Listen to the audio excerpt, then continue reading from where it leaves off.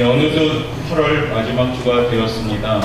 오늘은 특별히 우리 교회가 남편들도 데려오고 이런 양들도 데려오고 그런 날인데, 오늘 감사한 것은 군인들이 많이 나왔는 거니까 군인들이 휴가를 맞이해서 많이 온 것 같아요. 감사합니다. 마지막 주 이제 잘 보내고 이제 새로운 달 9월을 맞이해야 될 것 같습니다. 그래서 오늘 특별히 사랑이라는 이 마음을 가지고 함께 예배드리면서 주님의 사랑을 먼저 환영하고 축복하도록 하겠습니다. 미국에 보면요, 교인을 4가지로 구분하는 그런 풍자가 있다고 합니다. 과연 여러분들은 어느 쪽에 속해 있는가 한번 자답하시길 바라겠습니다. 첫 번째는요, 피스 크리스찬이라고 합니다. 이건 물고기 크리스찬이죠. 우리 물고기는 물을 떠나서는 살 수가 없잖아요. 그와 마찬가지로 매일 하나님의 말씀을 삼아오고 매일매일 하나님의 은혜 안에 사는 성도를 가리켜서 물고기 크리스찬이라고 합니다. 두 번째는 뭘까요? 두 번째는 버드라고 해서 새 같은 크리스찬입니다. 새는 보통 생리적으로 9일간 먹지 않아도 살 수 있다고 합니다. 쉽게 말하자면 일주일에 한 번 나오는 교인을 새 같은 크리스찬이라고 합니다. 세 번째가 조금 제가 어감도 조금 이상한데요, 노 크리스찬입니다. 한글로는 용서하십시오, 개 같은 크리스찬을 말합니다. 개는요 20일을 안 먹어도 살 수 있다고 합니다. 그러면 어떨까요? 한 달에 한 번씩 교회에 나오는 성도들을 또 해야 되겠는데요, 개 같은 크리스찬이라고 합니다. 마지막 네 번째는 뭘까요? 터틀, 그래서 거북이 같은 크리스찬. 그래서 어떻게 거북이는 500일을 안 먹어도 산답니다. 500일. 그러면 잘 생각해보면 500일 1년에 한 번쯤 나오는 성도들 거북이 같은 성도라 합니다. 과연 여러분들은 어느 쪽에 속하십니까? 제 바람은 물고기 같은 성도들 되시길 바라겠습니다. 그래서 우리는 주님 없이 살 수 없는 인생이 되셔야 되고요, 또 예수님 한 분만으로 만족하는 인생이 되셔야 됩니다. 거북이는 오래 사는 장수의 동물 맞습니다. 그러나 신앙생활에 있어서는 거북이같이 하면 안 됩니다. 또한 어감도 이상한 그런 것 같이 하면 안 됩니다. 또 어떻게 해요? 또 머리가 안 좋은 사람을 이 대가리라고 하잖아요. 새같이 하면 안 됩니다. 어떻게 물고기같이. 우리 그런 의미에서 옆에 좌우로 한번 이렇게 인사합시다. 주 없이 살 수 없습니다.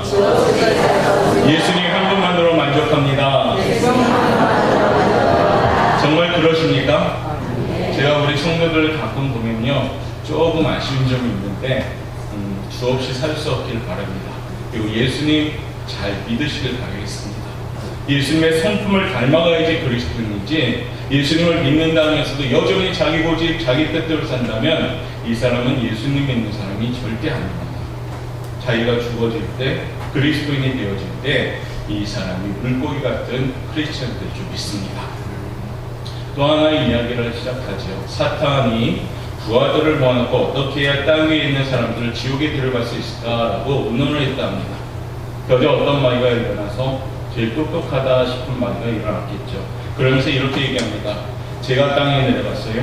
성경을 믿을 만한 것이 못 됩니다 라고 선전하면서 다니겠습니다. 그때 옆에 있던 두 번째 마귀가 손을 딱 들더니, 저는 땅에 내려가서 하나님이 없다는 무신론을 선전하겠습니다 라고 얘기했습니다.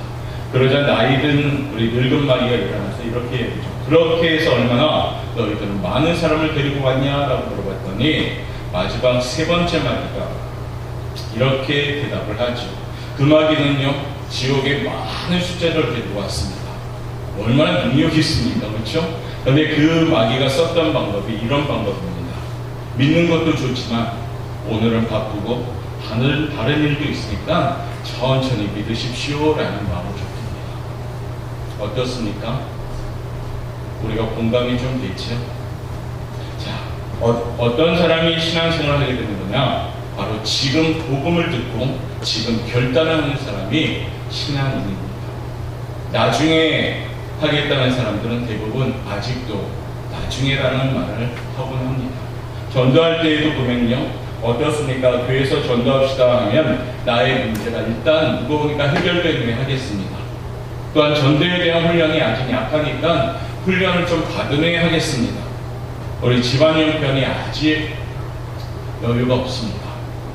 여유가 생긴다면 전도하겠습니다.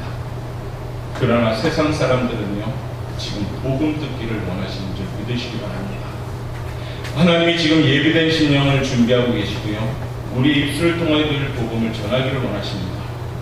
그리고 우리가 복음을 전해야 할 시간은 나중이 아니라 바로 언제요? 지금인 것입니다. 사랑하는 남편, 사랑하는 신랑에게 우리는 초청하지 않은 여러 가지 이제 명분을 가지고 계속해서 기도했습니다. 이제 씨를 뿌렸잖아요. 그렇죠? 말 한마디 안 하던 아내가 어쩌면 초대장을 도착했다면 교회에서 초대하는 거야, 요 정도까지는 했을 거라고 봅니다. 그러면 되죠. 지금부터 조금씩 들어가십시오. 그러면 옆에 여러분들이 사랑하는 신랑이 함께 앉아있을 줄 믿습니다.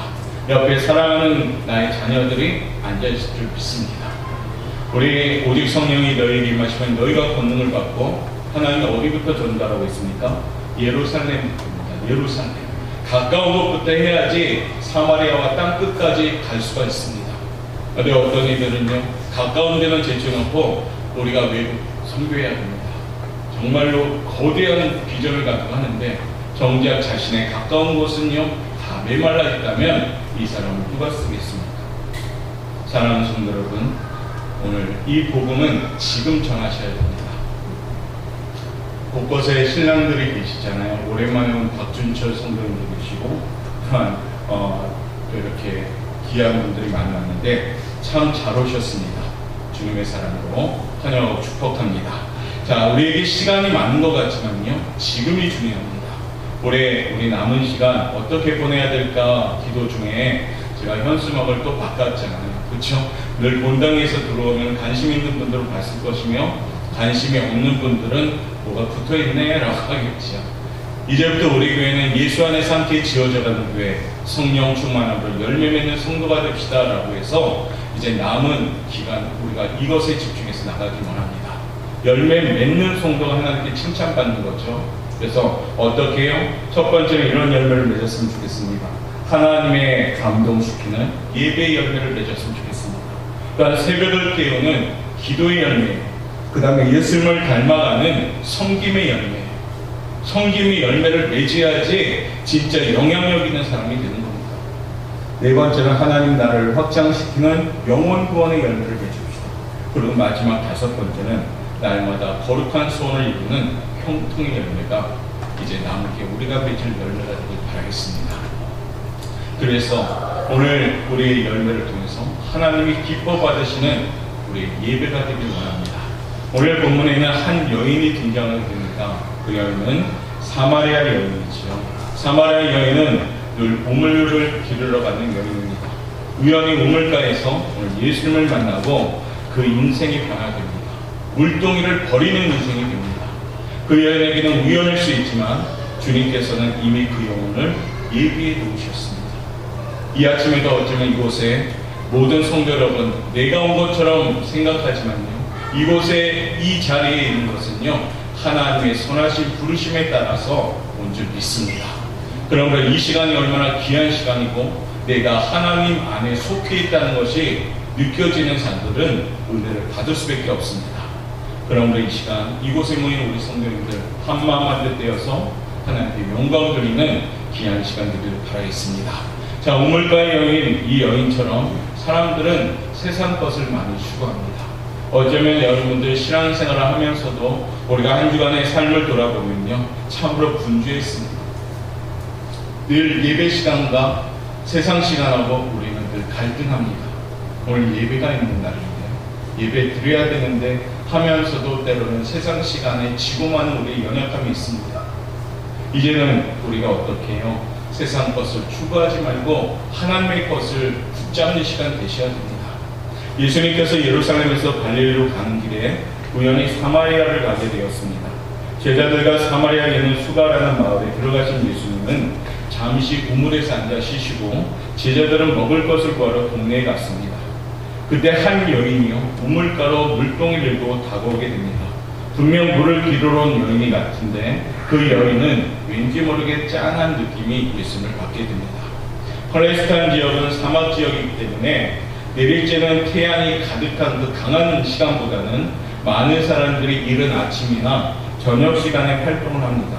특별히 물을 기르러 오는 그 걸음은 먼 거리이기 때문에요. 여인들이 굳이 이렇게 내리쬐는 햇볕이 강한 시간을 피하고 이른 시간이나 저녁 시간에 찾아옵니다. 아무도 밖에 다니지 않는 대낮에 일부러 물을 기르러 온 여인, 우물가에 보니까 낯선 남자가 앉아 있었습니다. 그 남자는 누굽니까? 우리가 잘 아는 예수님이시죠.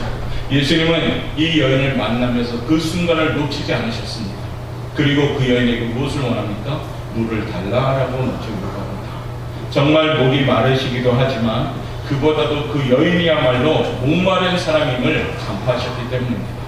정작 물이 필요한 것은 예수님이 아니라 그 여인이었던 것입니다. 오늘 본문의 말씀 4장 10절 말씀 우리 한번 같이 한번 읽어보도록 하겠습니다. 읽겠습니다. 시작. 예수께서 대답하여 이르시되 내가 만약 하나님의 성령과 또 내게 물 좀 달라 하는 이가 누구인지를 알았더라면 내가 그에게 보였을 것이요 그가 생수를 내게 주었으리라. 아멘. 예수님은 그것을 깨닫게 하기 위해서 먼저 물을 달라 하셨고요. 나중에는 상황이 역전되어서 이 여인이 오히려 예수님에게 무엇을 달라 합니까? 물을 달라 합니다. 자, 그 여인의 모습 볼까요? 15절 말씀 읽겠습니다. 시작. 여자가 이르되 주여 그런 물을 내게 주사 목마르지도 않고 또 여기 물 기르러 오지도 않게 하옵소서. 예수님은 목이 마르다 물을 달라 처음 시작했지만 나중에 그 여인은 어떻습니까? 주님 저에게 그 물을 달라고 오히려 반대적으로 예수님에게 물을 구합니다. 그 여인은 정말 목이 마른 여인이었습니다. 그 여인의 환경은 이렇습니다. 환경은 여인은 5명의 남편이 있었고요. 모두 진정한 남편은 아니었습니다. 지금 같이 사는 자도 남편이라고 말할 수 없는 형편이었습니다. 세상에는 가장 의지하고 신뢰할 수 있는 대상이 있다면 배우자일 겁니다. 그런데 그 여인에게는 그렇지 못했습니다. 남편을 6명이나 맞이했지만 그 누구도 남편다운 남편은 하나도 없습니다. 오히려 그들로 인하여 남들의 눈을 피해서 낮에 물을 기르러 나서야 하는 형편이었습니다. 그 여인은 그러한 자신의 처지와 형편이 죽도록 원망스러웠습니다.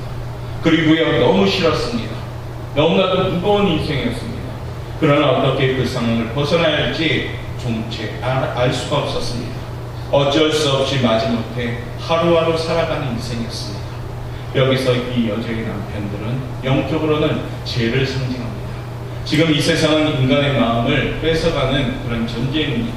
때로는 돈이 우리의 마음을 뺏어가고 때로는 명예와 권력이 때로는 정욕이 우리의 마음을 빼앗아 남편 행세를 합니다. 그러나 그것들은 진정 우리의 다스림의 남편이 될 수가 없습니다.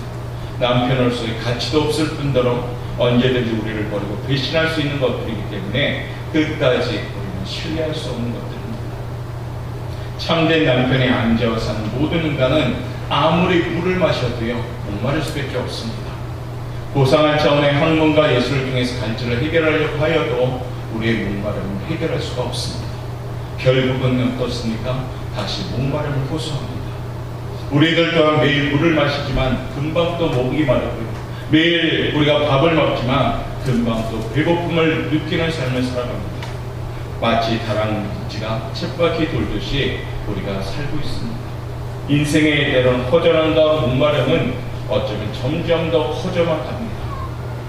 사랑하는 성도 여러분, 우리가 구하는 물이 혹시 지금 이런 물이 아닌지, 여러분의 목마름을 구할 때 이 목마름은 마셔도 계속 갈증만 일어나는 그런 물이 아닌지, 이 아침에 내 모습이 갈증에 허덕이던 모습이 아닌지, 세상의 어떤 것을 바라보며 여전히 그들이 그 물이 달콤한 물인 것처럼 착각하고 있지 않는지, 이 시간 말씀을 통해서요 우리의 목마름이 해결받기를 바라겠습니다.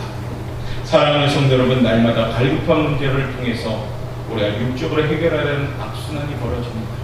영적인 관심을 가져야 되는데, 주님을 통해 영원한 생수를 받아야 되는데, 여전히 우리는 땅의 것을 구하고 그것에 만족하는 순간 우리는 또다시 목마르기 시작하는 연약한 존재임을 느낍니다.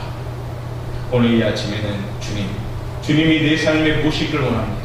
오셔서 나의 삶의 잔을 온전히 채워주시고 나를 주장해 주옵소서라고 기도할 수 있는 성도들 되시길 바라겠습니다.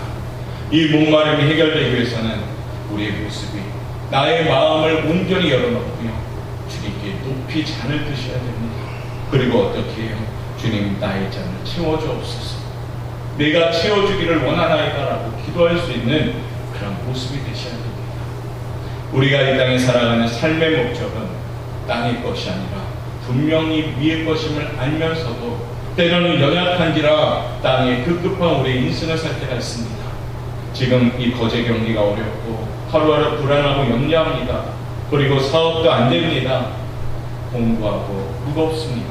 그러나요, 우리가 이러한 목마름에 세상 것으로 해결하지 말고요, 하늘의 것으로 해결하는 지혜로운 성도들 되시길 바라겠습니다. 우물가의 여인도 그 무거운 항아리를 이고 다니는 무거운 짐을 가졌던 여인이었습니다. 그런데요, 이 여인은 이제 이 무거움을 해결하기 시작합니다. 왜요? 예수님을 만났기 때문입니다. 두 번째, 예수님께서 우리를 찾아오십니다. 항상 우리가 예수님을 찾아가는 것이 아니라 우리의 연약한 곳에 예수님을 지금 찾아오십니다. 우물가에서 사마리아 여인에게 물을 달라고 한 예수님은 정말 목이 말라서 물을 달라고 한 것일까요? 그렇지 않을 것 같습니다. 예수님은 물을 달라고 요청했지만은 물을 마셨다는 말씀은 없지요. 예수님의 관심은 육신의 목마름을 해결할 물이 아니라 이 영혼의 목마름을 해결할 영원한 물에 관심이 있습니다. 생명수를 목마른 사람에게 주는 것이 예수님의 관심이었습니다. 예수님은 목마른 사마리아 여인에게 생명수를 주시기 위해 그곳에서 그 여인을 기다리고 계셨기 때문입니다.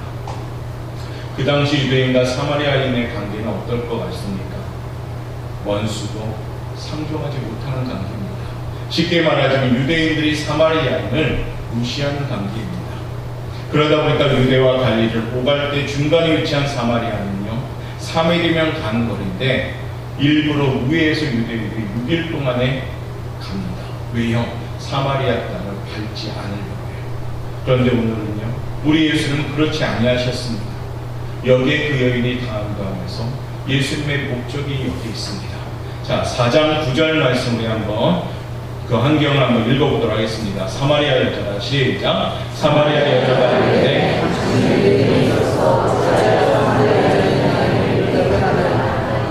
이는 유대인이 사마리아인과 상종하지 아니하리로다. 유대인과 사마리아인은 상종하지 못할 사이라는 얘기죠. 그런데요, 우리 예수님은 그 사마리아 땅에 지금 앉아 계십니다. 사마리아인과 대화하십니다. 게다가 예수님이 대화를 나눈 여인은 남편을 열어 두었다고 손가락질 당하는 천한 여인이었습니다. 유대인의 관점에 봤을 때는 참 책망받아도 너무나도 책망받을 수밖에 없는 존재하고 지금 예수님은 얘기하고 있는 겁니다. 예수님은요, 이런 것에 기이치 않으신 분임을 우리는 압니다. 세상의 체면, 간섭보다는 예수님이 원하는 것이